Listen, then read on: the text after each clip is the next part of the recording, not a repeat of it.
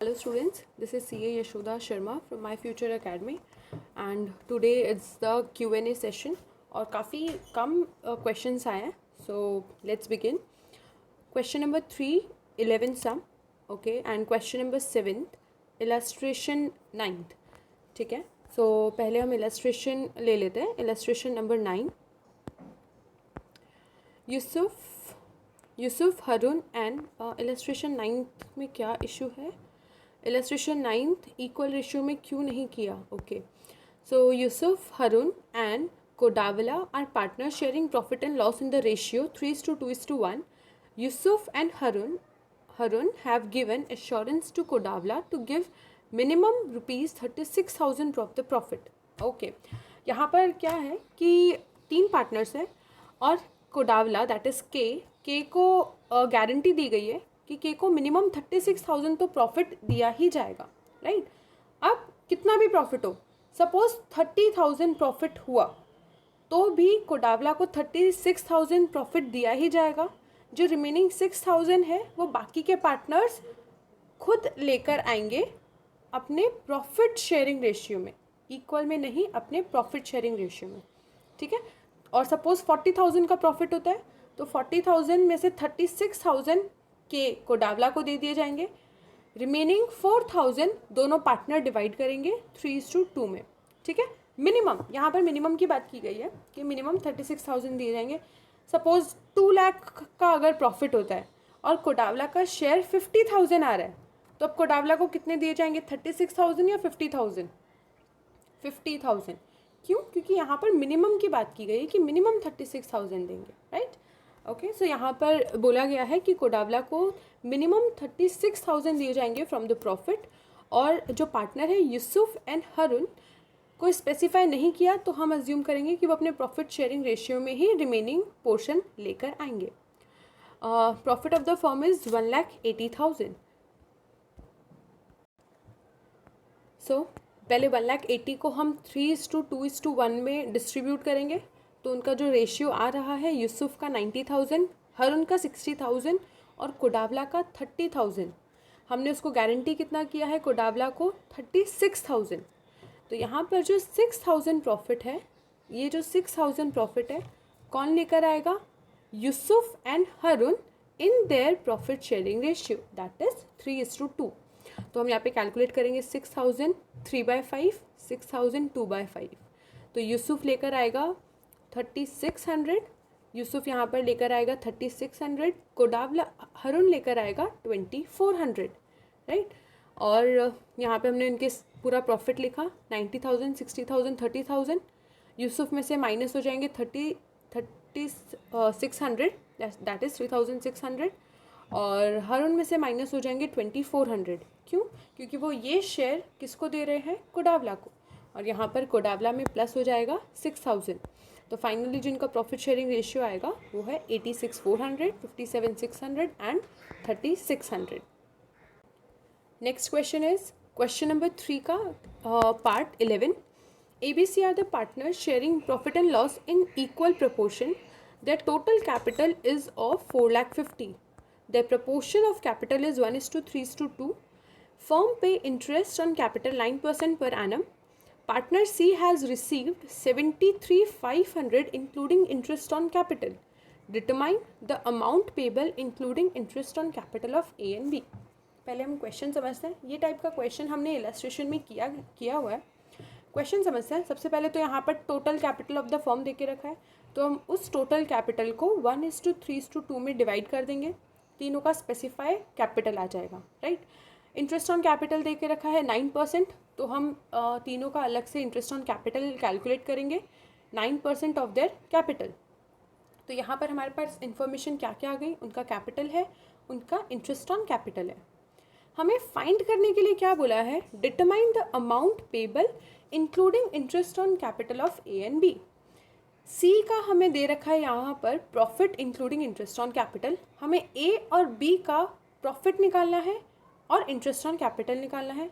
दोनों को प्लस कर देंगे तो profit including interest on capital आ जाएगा, राइट. सो हमने अभी फर्स्ट स्टेप किया जिसमें हमने इंटरेस्ट ऑन कैपिटल निकाल लिया.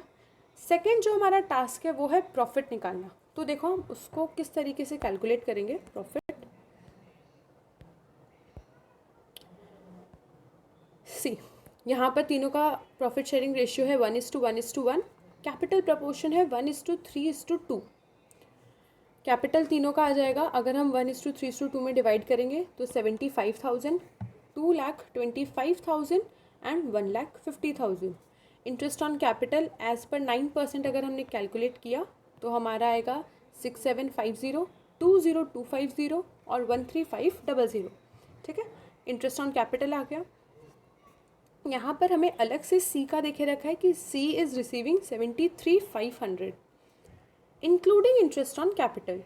तो अब 73,500 में से हम सी का इंटरेस्ट ऑन कैपिटल हटा देंगे तो हमारे पास क्या बचेगा, सी का प्रॉफिट।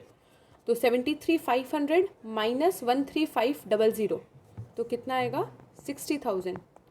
ये क्या है, सी का प्रॉफिट। सी का शेयर कितना है, प्रॉफिट शेयरिंग रेशियो अगर हम देखें सी का, तो सी का प्रॉफिट शेयरिंग रेशियो इज़ 1/3। तो अगर इसको 1/3 शेयर के लिए 60,000 पे किया जा रहा है तो पूरी फर्म दैट इज़ 1, हमें पता है कि पूरी फर्म का अगर हम तीनों पार्टनर का अगर हम शेयर को मिक्स करें, तीनों पार्टनर के शेयर को अगर हम ऐड करें तो कितना आएगा, 1 किसका शेयर होता है, पूरी फर्म का। तो अगर इसको 1/3 के लिए 60,000 मिल रहा है तो पूरे 1 शेयर के लिए कितना पूरा प्रॉफिट होगा। तो हम क्रॉस मल्टीप्लिकेशन करेंगे, 60,000 into 3 divided by 1, cross multiplication आना चाहिए। तो पूरी फर्म का जो प्रॉफिट है वो आ जाएगा 1,80,000। अब इस 1,80,000 को हम तीनों पार्टनर में डिवाइड कर देंगे, दैट इज़ 1,80,000 को 1:1:1 उनके प्रॉफिट शेयरिंग रेशियो में डिवाइड करेंगे। तो यहाँ पर आ जाएगा हमारा 60,000, 60,000, 60,000। इंटरेस्ट ऑन कैपिटल हम ऑलरेडी कैलकुलेट कर चुके हैं, 6750, 20250, 13500। ठीक है, तो यहाँ पर हमारा हो गया question number 3। Next question is question number 7। Question number 7, चलो ये सारे थियोरटिकल क्वेश्चन से हम डिस्कस कर लेते हैं। X and Y are the partner of a firm, they have agreed not to prepare partnership deed, मतलब इनकी ओरल पार्टनरशिप है। There is difference of opinion between the partner, please give the legal advice.